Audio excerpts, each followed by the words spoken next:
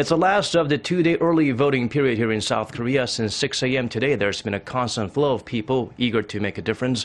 With a three-day weekend that begins with Children's Day, a high turnout expected in booths in the capital's major railway junction, Seoul Station. That's where our Lee Ji-won has been standing by since the break of dawn.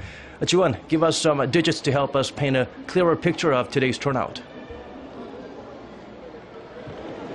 Hi, Daniel. We still have 6 more hours to go, but as of 11 o'clock this morning, the early voting turnout had already hit a record high of 15.43%.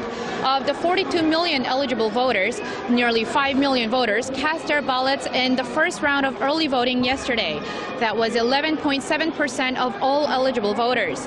And when today's final early voter turnout is added after the polls close at 6 p.m., the National Election Commission expects the final turnout to be over 20%. This is significantly higher than the previous 2 times early voting has been used. In last year's general election and in local elections in 2014, they had early voting turnouts of 12.2% and 11.5% respectively. Right, like you say, Ji-won, this is the 3rd time early voting system has been implemented, a historic first for a presidential election. At midpoint before the station's close, I think it's sufficient to say it's looking like a roaring success. Yes, this record high early voting turnout can be mainly attributed to the long weekend that starts today. Some people might still be away on the official election day next Tuesday. Convenience is also a big factor.